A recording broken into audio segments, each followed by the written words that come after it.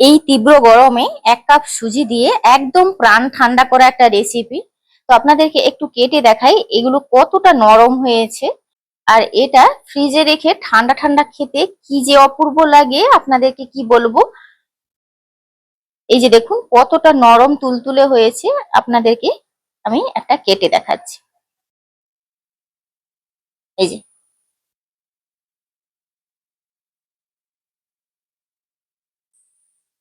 নমস্কার বন্ধুরা, আমার চ্যানেলে আপনাদের সবাইকে স্বাগত। এখন যা গরম পড়েছে, গরমে কিন্তু তেল মশলা জাতীয় খাবার মোটেও ভালো লাগছে না।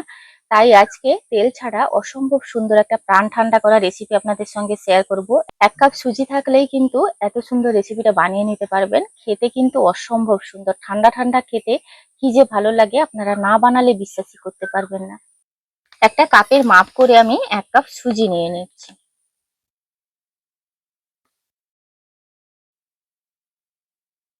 ওই কাপের মাপ করে 1 কাপের একটু কম নিয়েছি দুধ।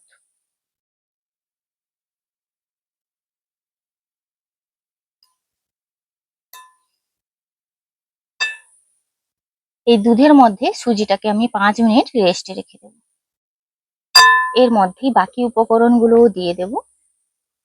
1 চুটকি নিয়েছি লবণ, সামান্য দিচ্ছি চিনি। সমস্ত কিছু মিশিয়ে নেব। সুজিটা দেখুন ফুলে কিন্তু অনেকটাই টাইট হয়ে যাচ্ছে। প্রয়োজন হলে আর একটু দুধ দেবো আমি। চিনিটা কিন্তু প্রায় মিলিয়ে গেছে এবং সুজিটাও অনেকটাই ফুলে উঠেছে। এই পর্যায়ে আমি একটা মিক্সি জারের মধ্যে সমস্ত কিছু নিয়ে নেব।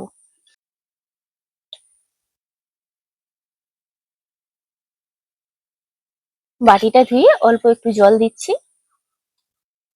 এবার একটা স্মুথ পেস্ট তৈরি করে নেব। এখানে দেখুন সুজিটা আমি একটা স্মুথ পেস্ট তৈরি করে নিয়েছি। এই বাটিটাতে নিয়ে নিচ্ছি।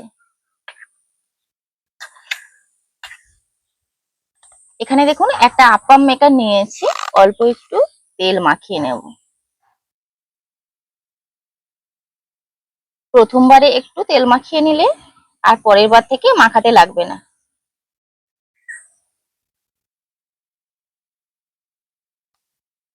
এবার এই ব্যাটারের মধ্যে হাফ টিস্পুন নিয়েছি বেকিং পাউডার। ওই চামচেরই 1 চামচ আমি জল দিয়ে দিচ্ছি যাতে এটা খুব ভালোভাবে মিশে যায়।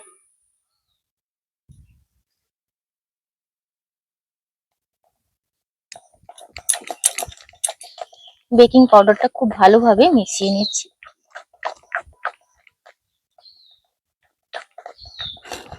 বেকিং পাউডার দেওয়ার পরেই কিন্তু ব্যাটারটা অনেকটাই হালকা হয়ে যাবে।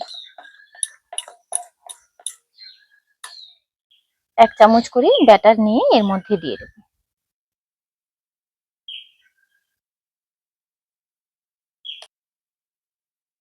ছোট ছোট হবে, রসালো হবে, খেতেও ভালো লাগবে। একটা কামড়েই কিন্তু খাওয়া হয়ে যাবে।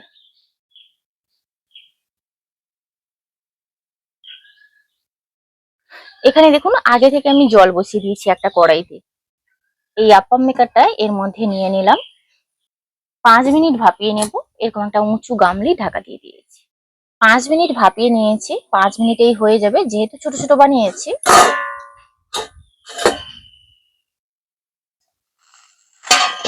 এগুলো তুলে নিয়েছি, একটু কিছুক্ষণ রেখে ঠান্ডা করে নেব। এগুলো তুলতে কোনো রকমের সমস্যা হবে না। এই যে দেখুন এইভাবে সহজেই উঠে আসবে। দেখুন পেছনটাও কত সুন্দর হয়েছে, খুব সহজেই কিন্তু উঠে আসবে এগুলো।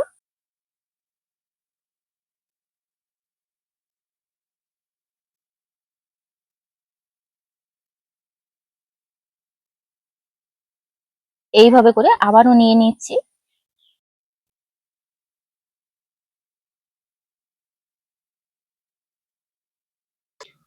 আবারও কিন্তু ওইভাবেই 5 মিনিট ভাপিয়ে নেব।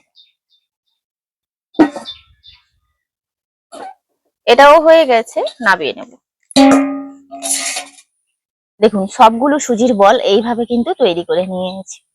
আমি এখানে ½ লিটার দুধ নিয়েছি, গরুর দুধ, একদম ফুল ফ্যাট মিল্ক নিয়েছি। এখানে 1 টেবিল স্পুন এখানে নিয়েছি কাস্টার্ড পাউডার। এই ঠান্ডা দুধের মধ্যে গুলে নেব।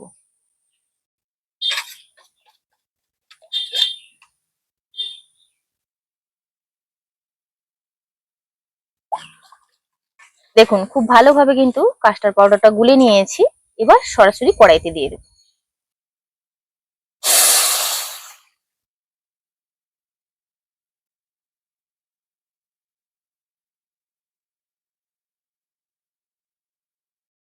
দিয়ে দিচ্ছি পরিমাণ অনুযায়ী চিনি।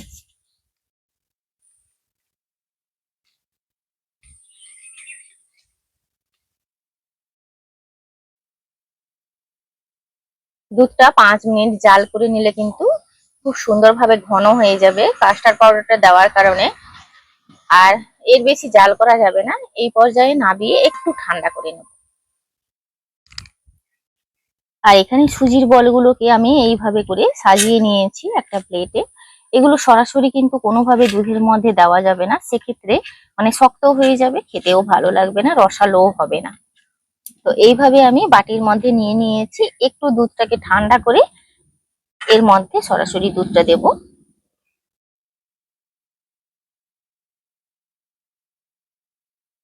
দুধটাকে আমি 5 মিনিট বাইরে রেখে একটু ঠান্ডা করে নিয়েছি। এই যে বাটিতে আমি যে সুজির ফুলকিগুলো সাজিয়ে রেখেছি, এর উপরেই সরাসরি ঈষৎ উষ্ণ গরম দুধটা আমি দিয়ে দিলাম। দুধটা দিয়ে দিয়েছি। এটাকে আমি 8 ঘন্টা ফ্রিজে রেখে দেবো, একদম নর্মাল করে রাখবো।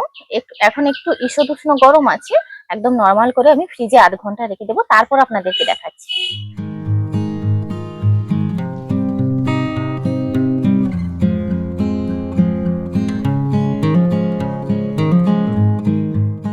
এই তীব্র গরমে 1 কাপ সুজি দিয়ে একদম প্রাণ ঠান্ডা করা একটা রেসিপি। তো আপনাদেরকে একটু কেটে দেখাই এগুলো কতটা নরম হয়েছে। আর এটা ফ্রিজে রেখে ঠান্ডা ঠান্ডা খেতে কি যে অপূর্ব লাগে, আপনাদেরকে কি বলবো। এই যে দেখুন কতটা নরম তুলতুলে হয়েছে, আপনাদেরকে আমি একটা কেটে দেখাচ্ছি। এই যে